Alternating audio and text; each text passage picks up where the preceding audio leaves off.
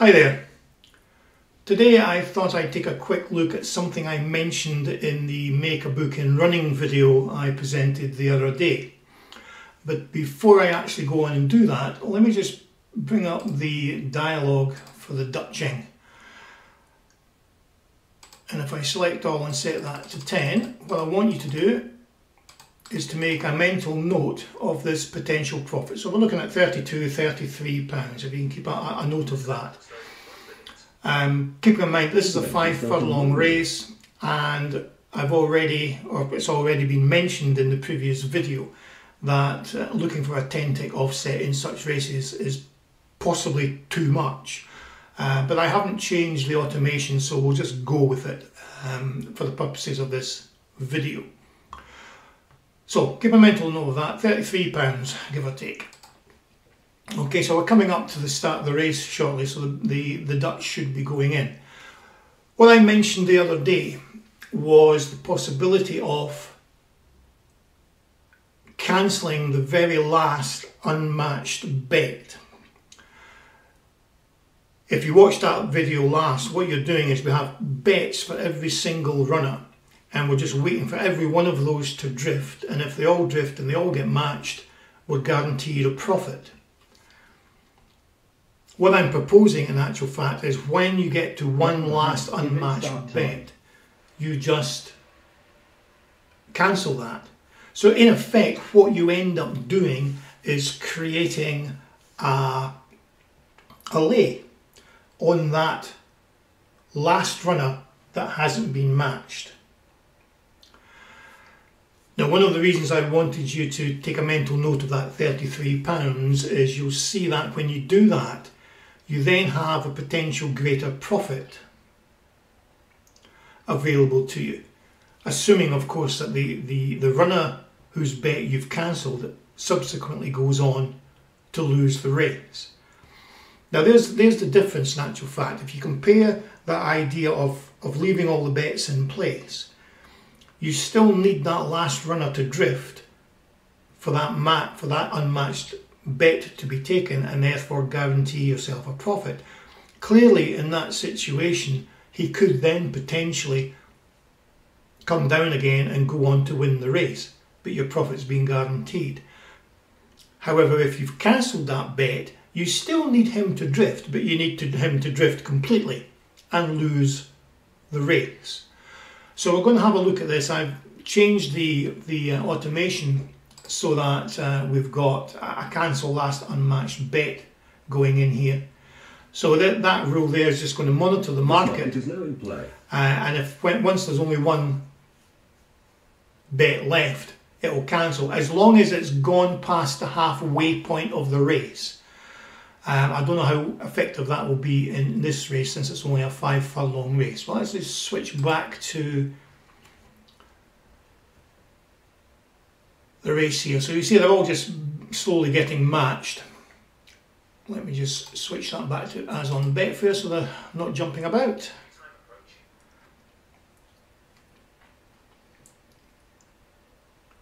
So you see it's primarily all the outsiders that have been matched so far.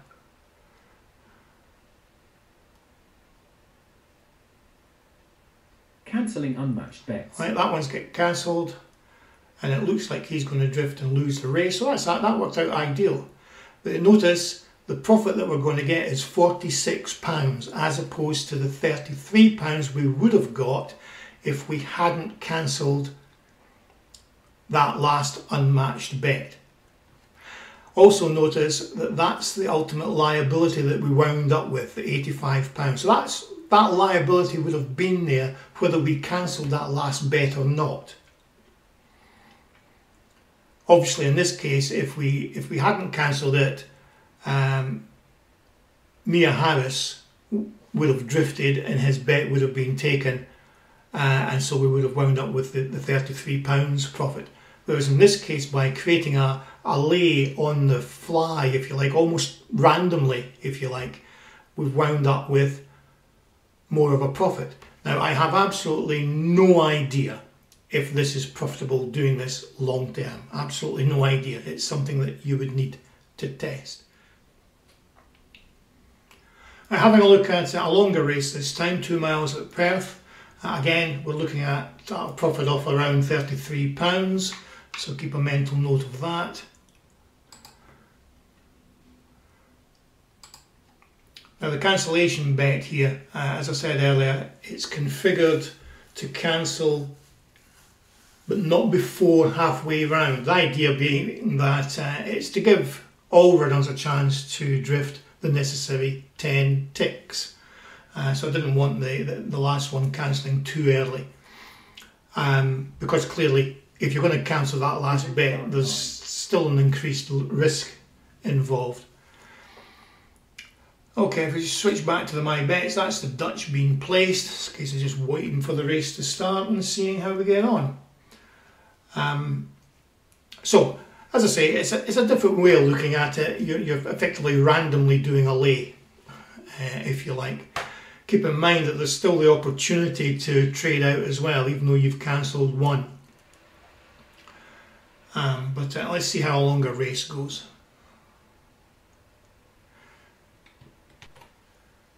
Okay, we're off and running now at Perth. Obviously this is going to take 4 minutes or so to go all the way through. Just a case of sitting and waiting to see which ones will drift. So we had a potential profit, assuming all of them are matched, of £32, £33 again. But it's totally dependent when you're cancelling one of these, it's totally dependent on which one gets cancelled, which determines your final potential profit and indeed your liability. The important thing to remember, of course, with this technique, whether you're cancelling or not, your liability is dependent on which one is last to go in. This market is now in play.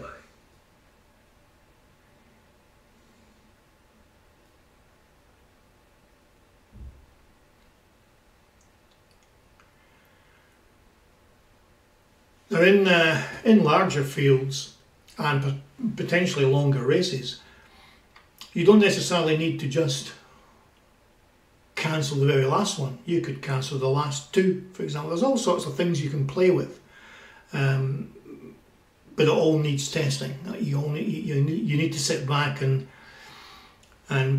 pull in some data over a long period of time to ascertain which one's best for you. Keep in mind that at any time you could always trade out. Remember though, when you're Dutching, depending on how many runners you have involved in the Dutching can be difficult to green up properly if you've got lots of runners involved in the Dutch. So we've reached the halfway point now and we've only got 3 runners matched.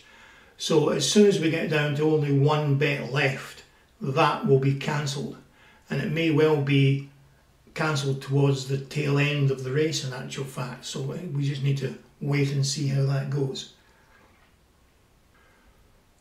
So approaching 25% of the race left to go, and I'm surprised actually how many runners are still to be matched.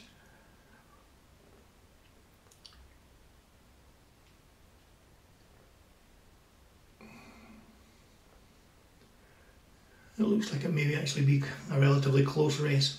Again, I don't have commentary on, I don't have pictures. I'm purely going on the figures before me.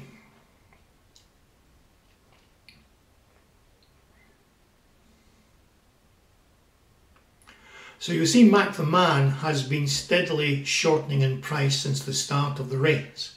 So it looks like he may well be the one that clings on as the last man standing, as it were. Although Cuban Cigars having a good go as well.